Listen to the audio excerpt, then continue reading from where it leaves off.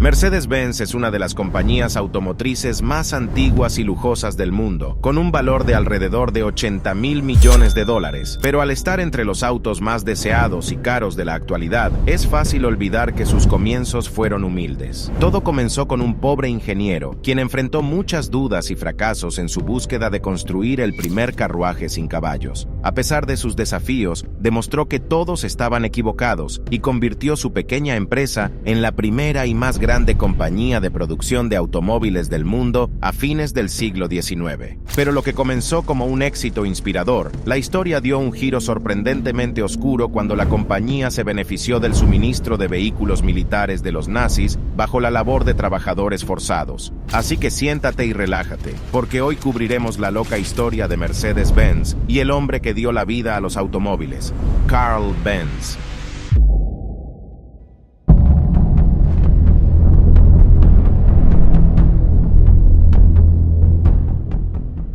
Carl Benz nació en 1844 en la ciudad alemana de Mühlberg, en un hogar de clase baja. Su padre era un conductor de locomotoras que apenas lograba mantener a su familia lo suficiente para sobrevivir. Sin embargo, cuando Carl cumplió 2 años, su padre falleció. Él y su madre se encontraban en una situación financiera desesperada. No hace falta decir que la infancia de Carl no fue fácil, pero a pesar de vivir en la pobreza y acostarse con el estómago vacío, su madre hizo todo lo posible para asegurarse de que su hijo tuviera una buena educación. Carl pudo asistir a la escuela y mostró signos de brillantez a una edad muy temprana, especialmente en química y mecánica. Cuando cumplió 15 años, Carl decidió seguir los pasos de su padre y aprobó el examen de ingreso para ingeniería mecánica en la Universidad de Karlsruhe, donde conoció a un maestro que eventualmente jugaría un papel importante en su vida, Ferdinand Redenbacher. Redenbacher es considerado como una figura principal que transformó a la ingeniería mecánica de una profesión basada en un taller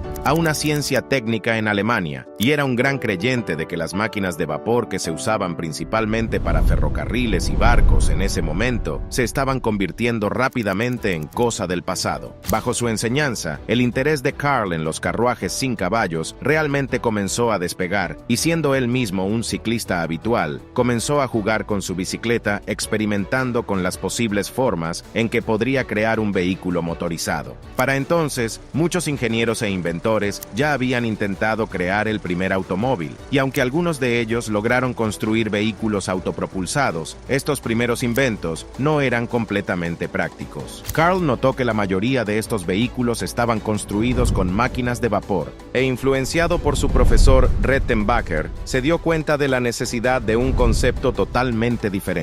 Mientras mucha gente se reía de su visión, él siempre creyó que era posible. Solo necesitaba más tiempo para demostrarlo. Por lo tanto, después de graduarse de Karlsruhe a los 19 años, Benz pasó los siguientes 7 años laborando en varios trabajos de ingeniería y construcción, y mientras luchaba por encajar bien en cualquiera de ellos, aprovechó todo lo que aprendió para poner en marcha su propia empresa en 1871. A los 27 años, se asoció con un mecánico llamado August Ritter, y juntos comenzaron a operar una fundición de hierro y un taller mecánico en Mannheim. Al mismo tiempo, Benz siguió trabajando paralelamente experimentando con un carruaje motorizado, por lo que tener un socio que ayudara a administrar el negocio parecía muy esencial. Desafortunadamente, su socio comercial resultó ser poco confiable, y después de que las autoridades locales incautaran sus herramientas, la compañía luchó inmensamente durante su primer año. Afortunadamente, Carl también había conocido a una mujer para entonces,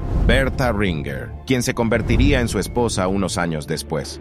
Nacida en una familia adinerada, Bertha era una mujer de fuertes valores y no podía soportar ver que los esfuerzos de su prometido fueran desperdiciados por su socio comercial, por lo que decidió usar su propia dote para comprar la totalidad de las acciones de Ritter en la compañía, lo que la colocó a ella y a Carl en un control total del negocio. Juntos fueron capaces de cambiar la situación y mantuvieron el negocio a flote durante los siguientes 10 años. A pesar de todas las luchas, fue durante durante este periodo cuando Carl pudo mostrar su verdadero genio e hizo importantes desarrollos y avances a partir de sus experimentos paralelos, sobre todo para un motor de gasolina de 2 tiempos en 1879. Para obtener más ingresos, también comenzó a patentar sus inventos, como su sistema de regulación de velocidad del motor, encendido a través de un sistema de batería, bujía, carburador, embrague, cambio de marchas y un radiador de agua. Con estos diseños, Carl no solo se acercaba a su sueño de crear un carruaje sin caballos,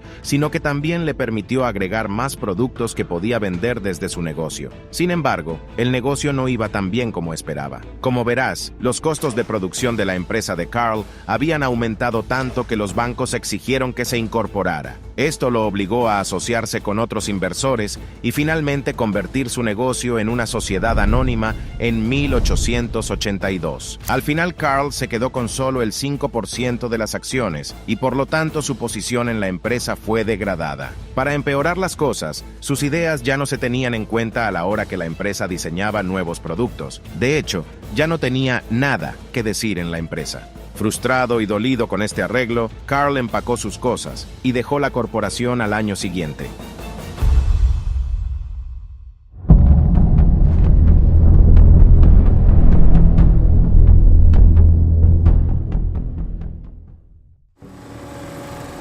Dejar su empresa fue un duro golpe para Carl, pero la decepción lo hizo aún más decidido a tener éxito. Su pasión de toda la vida por las bicicletas lo llevaría a Max Rose y Friedrich Wilhelm, 2 hombres dueños de un taller de reparación de bicicletas en Mannheim. Juntos establecieron Benz & Cie y se concentraron en la fabricación de máquinas industriales y motores de gas estacionarios. A diferencia de la empresa anterior de Carl, esta comenzó bastante bien y se volvió muy rentable en un corto periodo de tiempo. Con ingresos constantes y una plantilla de 25 personas, Carl Benz finalmente dirigió su enfoque principal a su sueño de toda la vida: construir un automóvil con su motor de gasolina.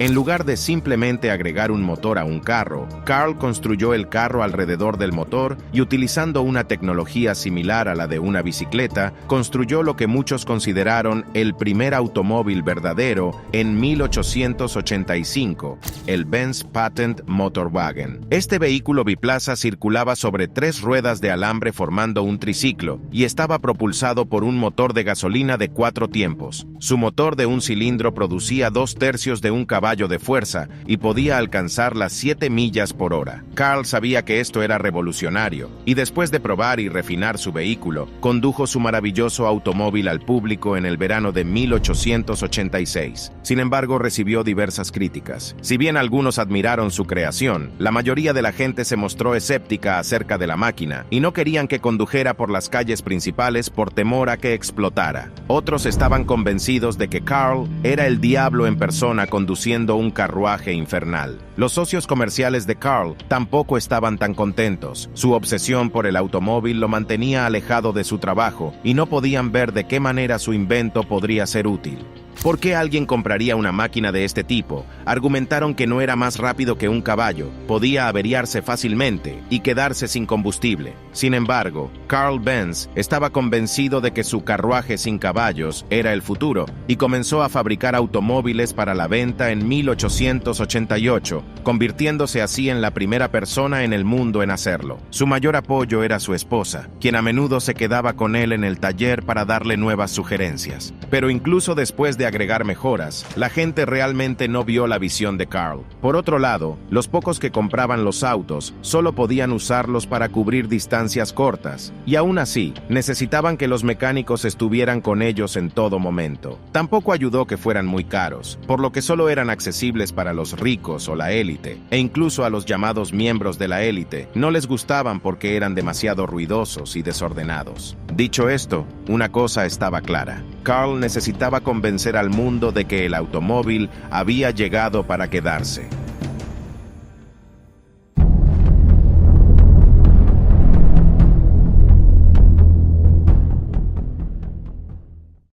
Una mañana del verano de 1888, Bertha Benz se levantó muy temprano mientras Carl aún estaba en la cama y se subió al auto de su esposo para emprender uno de los viajes más importantes en la historia del automóvil. Ella trajo a sus 2 hijos y se dispuso a visitar a su madre en Pforzheim, que estaba sumamente lejos, a 66 millas de Mannheim. Bertha no informó a su esposo ni a la policía sobre sus planes, probablemente porque si ellos se hubiesen enterado, no la hubiesen dejado ir. En ese momento ningún automóvil o carruaje motorizado había intentado antes un viaje tan largo, pero ella estaba decidida a mostrar la importancia del invento de Benz. Sin embargo, este viaje no fue como un paseo por el parque. Bertha se enfrentó a muchos problemas, como cruzar caminos polvorientos y pedregosos que eran destinados para caballos, tener que pasar por una farmacia para cargar gasolina e incluso tener que realizar algunas reparaciones mecánicas en el camino. El viaje de 66 millas le tomó a Bertha y a sus 2 hijos aproximadamente 12 horas de viaje, pero al final llegaron sanos y salvos a Pforzheim.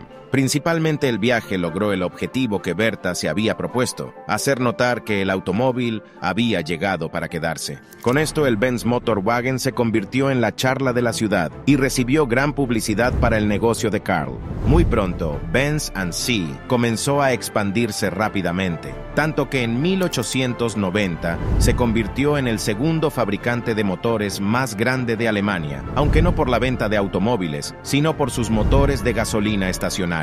Pero con la incorporación de 2 socios comerciales, Friedrich von Fischer y Julius Ganz, ayudarían a cambiar esto. A medida que ellos se ocupaban del lado comercial y de marketing de las cosas, Benz pudo concentrarse más en la ingeniería y pudo patentar varias innovaciones de automóviles nuevos, como la transmisión de engranajes planetarios, la dirección de doble pivote y el motor plano con una configuración boxer. También diseñó y fabricó un automóvil nuevo y mejorado por recomendación de sus socios comerciales que salió a la venta en 1893. Lo llamó el Benz Victoria. Este era un vehículo de 2 pasajeros más lujoso que venía con un motor de 3 caballos de fuerza, capaz de alcanzar las 11 millas por hora. Gracias a su confiabilidad, este vehículo se vendió bastante bien. Sin embargo, fue su diseño posterior, el Benz Velo más económico, el que realmente despegó. Con una producción total de aproximadamente 1.200 unidades, el Benz Velo se convirtió en el primer automóvil de producción a gran escala del mundo en la historia, lo que convirtió a Benz & Cie en la compañía automotriz más grande del mundo durante la década de 1890 y principios del siglo XX. Sin embargo, aunque la empresa Benz disfrutaba de mucho éxito, también sentía mucha presión por parte de otra empresa que estaba situada no muy lejos, Daimler Motoren Gesellschaft.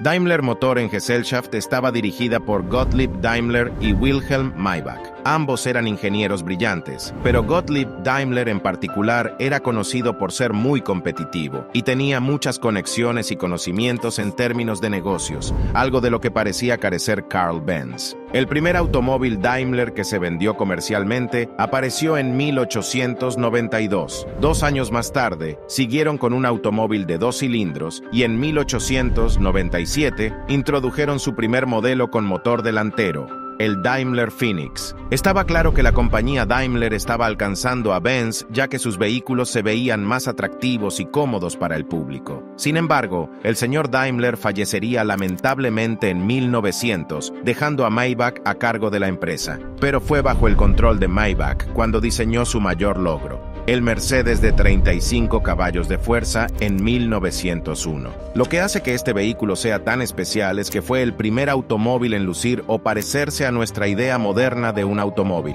Estaba equipado con un potente motor de gasolina, la carrocería era más ancha y más grande con un chasis de acero a medida y su masa central estaba cerca del suelo. Inicialmente construido para las carreras, este vehículo se fabricó en consecuencia a pedido de un rico hombre de negocios, Emil Jelinek, quien decidió nombrar el automóvil en honor a su hija, Mercedes. Este automóvil ganaría múltiples carreras callejeras y eventos de montaña, alcanzando una velocidad máxima de 56 millas por hora, superior a cualquier otro vehículo de la época. Esto atrajo mucho a la empresa Daimler, que decidió cambiar la marca de todos sus vehículos a Mercedes y comenzó a producir nuevos modelos para carreras y uso público con el mismo nombre. Sin embargo, por otro lado, esta nueva tendencia no le sentó bien a los socios de Carl Benz, que querían una respuesta inmediata. Para contrarrestar a su competencia, ellos trajeron a algunos diseñadores franceses para ayudar con un nuevo modelo más rápido, sin la aprobación de Carl. Benz estaba enojado y molesto con la decisión. Nunca le gustó la idea de las carreras de autos y siempre prefirió conducir despacio y con cuidado. Le horrorizaba el ruido y el peligro de que alguien condujera a gran velocidad por la vía pública. El auto construido por su equipo tampoco fue un éxito, y esto se volvió perjudicial para la empresa Benz, que atravesó una crisis entre 1903 y 1904. Enojado y decepcionado, Carl decidió dejar su empresa, aunque aún permanecía en la junta directiva. Pero al final, accedió a permitir que sus autos compitieran, y fue el éxito de las carreras lo que eventualmente rescató a su compañía. En 1908, Benz tenía un auto de carreras de 120 caballos de fuerza, un monstruo que rugía de Leningrado a Moscú en 8 horas y media, con una velocidad promedio de 50 millas por hora.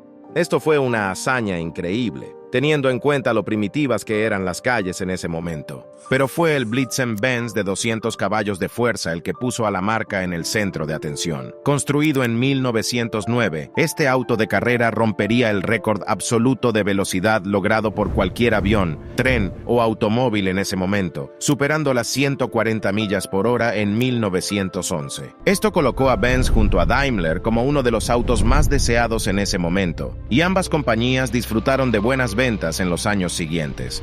Sin embargo, esto duró poco, ya que el estallido de la Primera Guerra Mundial sacudiría la vida de las personas y la economía global. Con la derrota de Alemania en la Primera Guerra Mundial, el país atravesó una recesión económica, y tanto las empresas Daimler como Benz terminaron luchando inmensamente. Para fortalecer sus probabilidades de supervivencia, dejaron de lado su rivalidad y firmaron un acuerdo en 1924, en el que acordaron combinar sus esfuerzos de producción y comercialización, manteniendo sus nombres individuales para ahorrar costos. Pero este acuerdo solo duró 2 años. La economía alemana empeoró, y las dos empresas se vieron obligadas a fusionarse por completo en 1926, creando una nueva empresa llamada Daimler-Benz. Bajo Daimler-Benz, la compañía renombró a sus vehículos como Mercedes-Benz y lanzó varios modelos impresionantes a fines de la década de 1920, como el Mercedes-Benz Tipo 630, modelo S, SS y SSK. Uno de sus principales y más brillantes ingenieros que ayudaron a desarrollar estos vehículos fue Ferdinand Porsche, cuyo nombre se haría famoso en la industria del automóvil. En cuanto a Carl, permaneció en la junta directiva de Daimler-Benz y pudo ver el éxito de sus automóviles y quedó maravillado y satisfecho con lo lejos que había llegado la industria. Lamentablemente, falleció poco después de la fusión de la compañía, en abril de 1929, a la edad de 84 años. Después de su muerte, la compañía continuó creciendo en tamaño y fuerza, convirtiéndose en uno de los mejores fabricantes de automóviles del mundo. Sin embargo, disfrutó de algunos de sus mejores años bajo un protagonista poco probable, Adolf Hitler.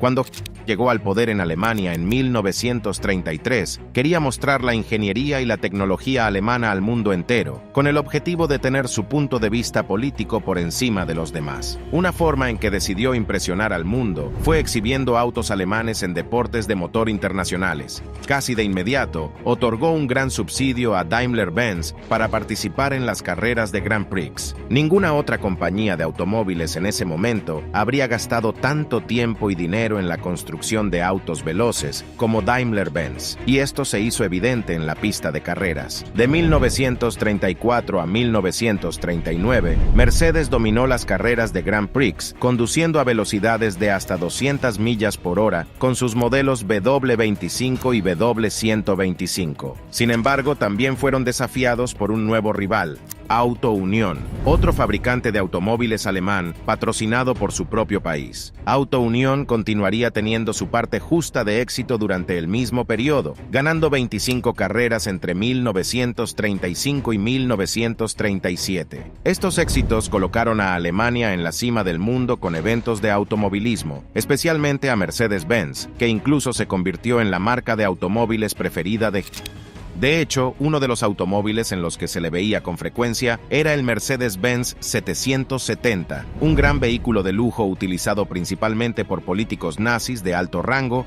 y otros funcionarios del eje. Sin embargo, con el estallido de la Segunda Guerra Mundial en 1939, la empresa Daimler-Benz pronto se encontraría en grave peligro. A medida que la demanda de automóviles de pasajeros civiles se hizo escasa, comenzaron a fabricar vehículos militares, submarinos, tanques y motores de aviones para el ejército nazi. Su mayor línea de negocio eran los camiones militares, capaces de suministrar de 3 a 6 toneladas y media de capacidad. Para 1942, dejaron de producir automóviles públicos por completo, ya que todos los recursos se dirigieron hacia la guerra, y a medida que la guerra se intensificaba, se necesitaba nuevo personal para manejar el aumento de la producción de armamento. Dado que toda la fuerza laboral ahora estaba luchando en la guerra, Daimler-Benz reclutó mujeres para hacer frente a los volúmenes de unidades requeridos. Sin embargo, esto no fue suficiente para satisfacer la demanda, por lo que la empresa recurrió al trabajo forzoso. Estos prisioneros de guerra, civiles secuestrados y detenidos de campos de concentración, fueron alojados cerca de las plantas y obligados a trabajar largas horas bajo la inmensa presión de los alemanes. La mayoría de estos trabajadores procedían de Europa del Este, que fueron internados en campamentos de barracones con entornos pobres similares a los de una prisión, mientras que los detenidos de los campos de concentración eran supervisados por el Escuadrón de Protección SS en condiciones de vida inhumanas. Muchas personas morían en estos campamentos, ya sea por desnutrición severa, maltrato o incluso tortura, y para 1944, casi la mitad de los 63.000 empleados de Daimler-Benz eran trabajadores forzados. Después de que terminó la guerra en 1945, la compañía recibió un gran golpe. Debido al Acuerdo de Potsdam, todos los activos alemanes en el extranjero fueron confiscados y utilizados para el pago de reparaciones. Esto llevó a Daimler-Benz a perder todas sus subsidiarias, afiliadas y sucursales en el extranjero y se vieron reducidas a sus propias plantas en su país de origen. En otras palabras, tuvieron que reiniciar y ganar su camino hacia arriba nuevamente. En primer lugar, la empresa fue reestructurada y notablemente desnazizada desde su alta dirección. Debido a estos cambios drásticos, la empresa pudo obtener un permiso de producción de las autoridades de ocupación estadounidenses en 1946. Aunque sus fábricas sufrieron graves daños por bombas, Mercedes-Benz todavía tenía la ventaja de poseer su propia planta, ya que muchos otros competidores como BMW o Adler habían perdido sus sitios al terminar en territorio soviético. La compañía Mercedes-Benz luego centró sus esfuerzos en producir ambulancias, vehículos de patrulla policial y camionetas de reparto basadas en sus modelos de 170B y utilizó una de sus plantas como centro de reparación de vehículos militares estadounidenses. En 1947 volvieron a producir vehículos de pasajeros con solo 1.045 automóviles de 170B producidos ese año, pero incluso en una situación financiera menos que ideal, Daimler-Benz logró obtener ganancias solo un año después. En la década de 1950, Mercedes-Benz pudo recuperar gran parte de su control, logrando un fuerte regreso a los eventos de automovilismo, así como ventas exitosas en todo el mundo, tanto que en 1954, la compañía ya había obtenido una ganancia de más de $1.000 millones. A lo largo de los años, Mercedes ha cambiado por completo su imagen y se ha convertido en una de las marcas de automóviles más valiosas del mundo. Sin embargo, todo eso no hubiera sido posible sin Carl Benz, quien a pesar de su humilde origen, desafíos y críticas, tuvo el coraje y la determinación de convertir su sueño en realidad.